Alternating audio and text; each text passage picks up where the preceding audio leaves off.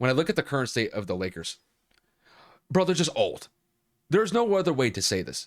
And I know a lot of people have been criticizing Russell Westbrook for his recent play and how bad that he's been. The fact that he can't shoot. The fact that he's sometimes hitting the top of the backboard with his shots, or that he's turning the ball over too consistently. Like, I do think that Russell deserves a lot of criticism for his incompetent play really the last month or so. But I got to be honest here for a second.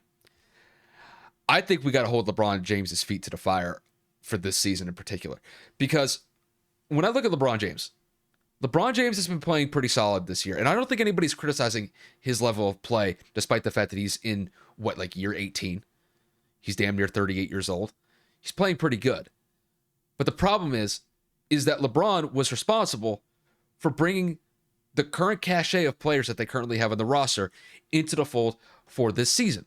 They brought back a lot of veteran pieces to the team. They brought back Dwight Howard. They brought back Trevor Ariza. They brought Russell Westbrook into the fold.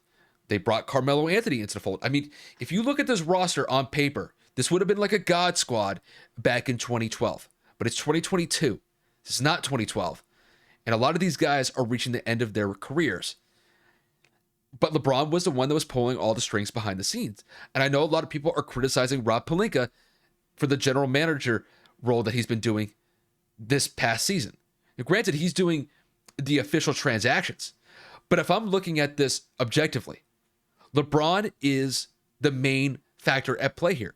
Because you can't tell me that Bron isn't in the back basically saying, hey guys, like let's say for the example, like when he called Russ during the offseason, it's like, hey, we got a pretty good situation out here. Love to get you into the fold, see if we can make a title run possible. I mean, he's making those types of conversations all the time with players to come into LA for trying to get a title. And he did that not only with Russell Westbrook, did it with Carmelo, did it with Dwight, did it with a boatload of other players that they brought on for this season. And look where it's ended up. They are 26-30.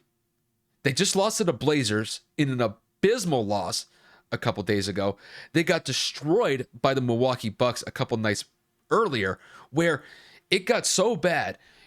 During the fourth quarter, the Bucks players on the bench were hitting gritties pretty much the entire fourth quarter, having the times of their lives, while the Lakers were getting thrashed by 20, 25 points. I mean, I think at one point, I think the Lakers were down 30 in that game. And Giannis ended up dropping like 44 in that game against the Lakers. The Lakers are just not a competitive team right now. And the fact of the matter is that when you have a roster that is this old, with guys in their mid to late 30s, they can't carry the weight of a team like they could back in their, I'd say their mid 20s, late 20s, even early 30s.